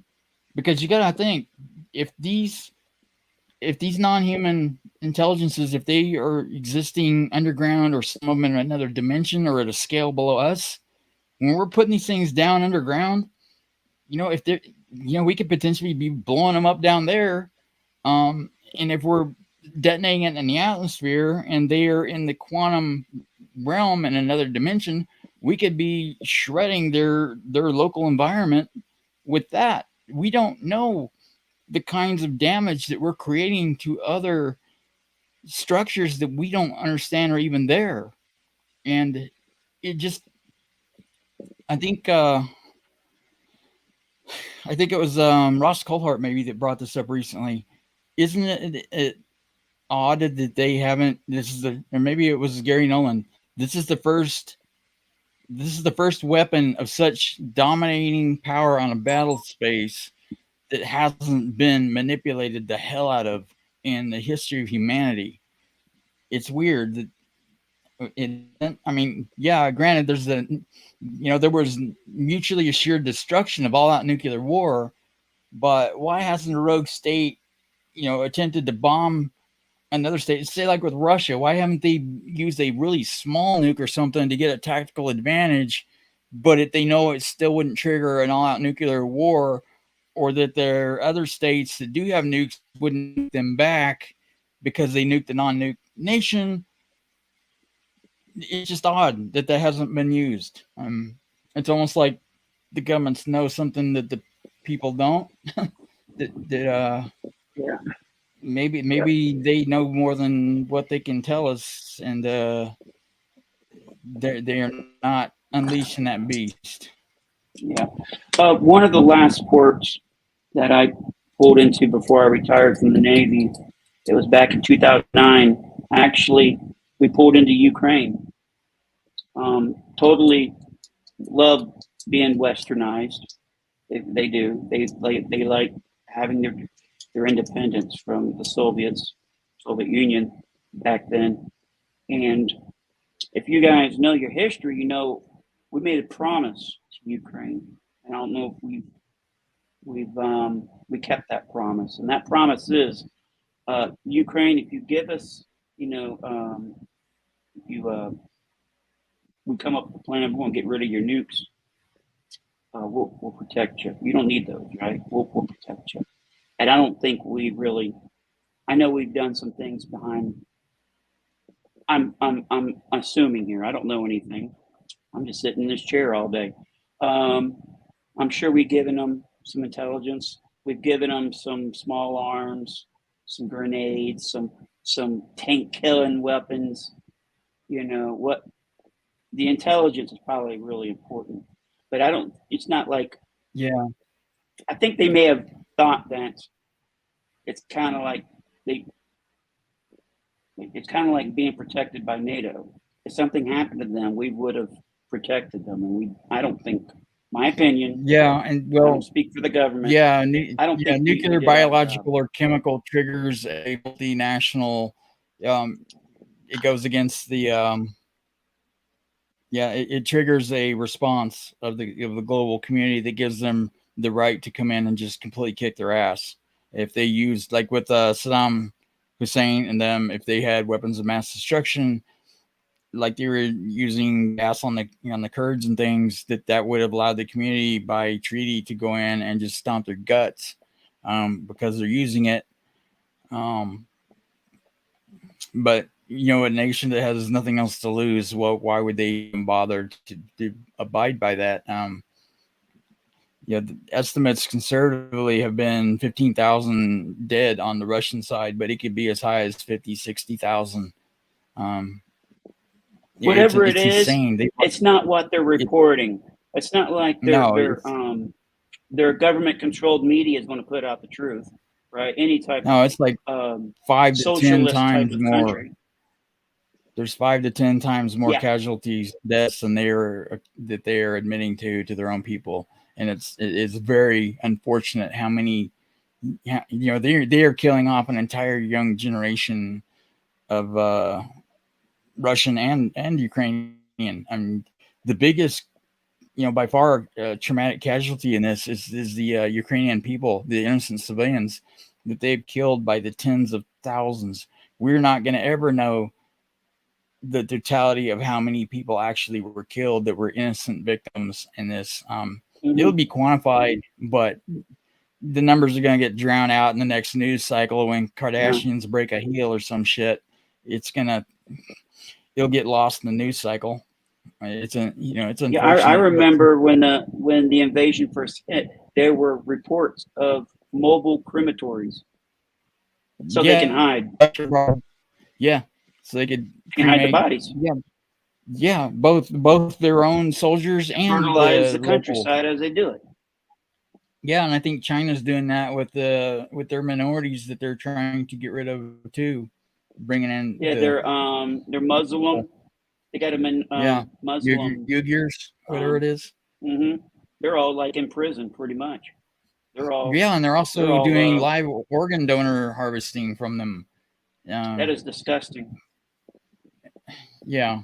That is crime against humanity, and it needs, Yeah.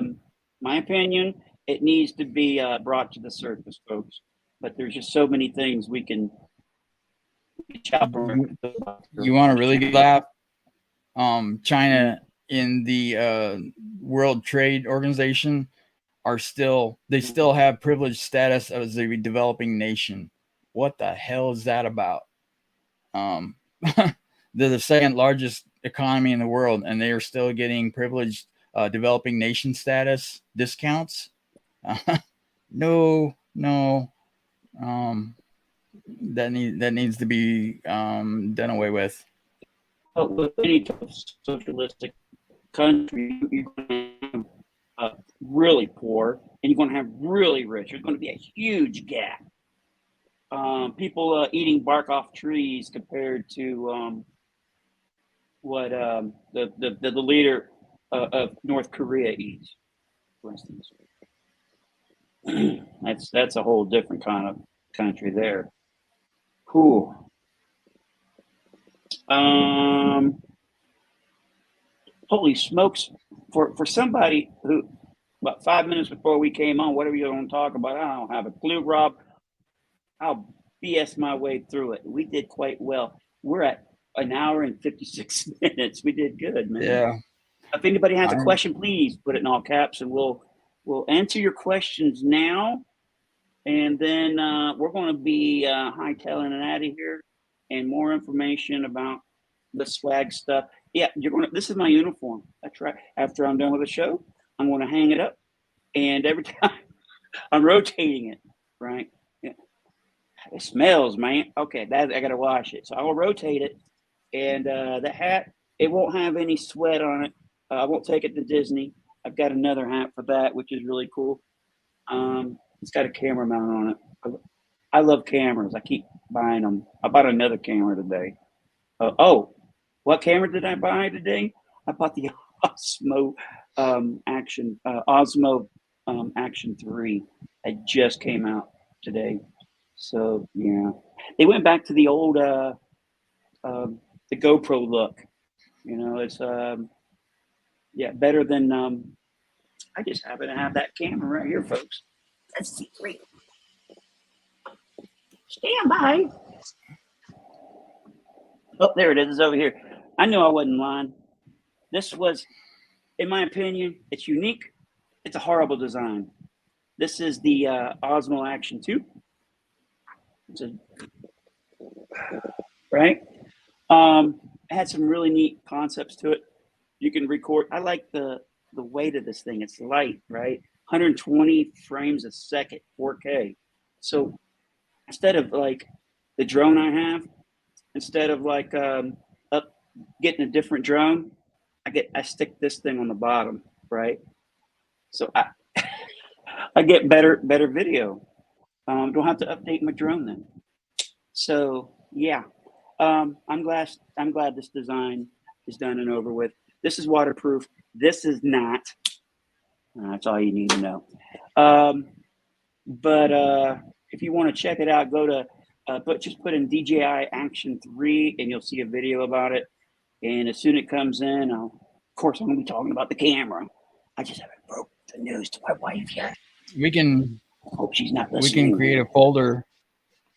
We can put a folder for that on the channel to where people can go and look at the videos for that. Yeah, but let me see what else is going on here. Anybody? Oh, we got questions here. Holy smokes, Mike! Are you working or not, dude? You know what? Let me plug it in, folks. My mouse is acting up. Well, maybe. Well, Iron Man mask on the channel. Maybe. Who knows? Yeah, anything's possible. Yeah, if I hit 1,000 subscribers, for one, maybe for a few minutes, but yeah, I did bet. Yeah, you know what? If we hit one. Yeah, if we go over, like right now we got 11 viewers. We go over, I think it's 53. We'll be doing. Yeah. I'll be interrupting. And half of those tonight are Rob, because I'm like.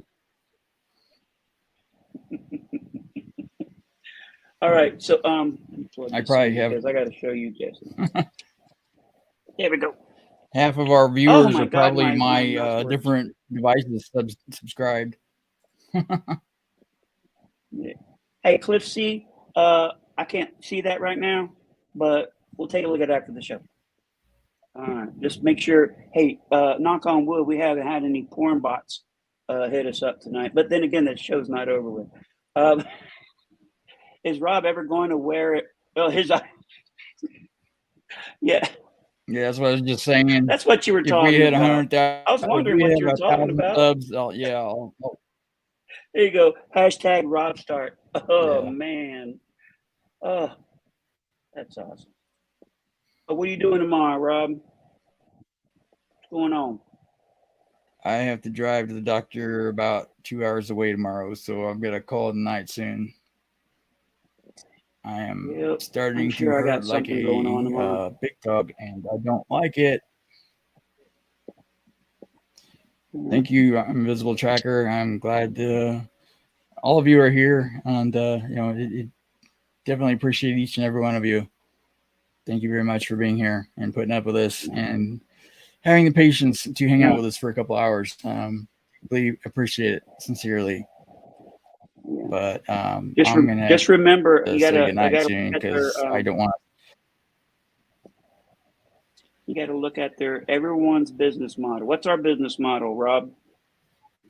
Is to promote veterans and veterinarian animals and vets. That's our veteran outreach awareness and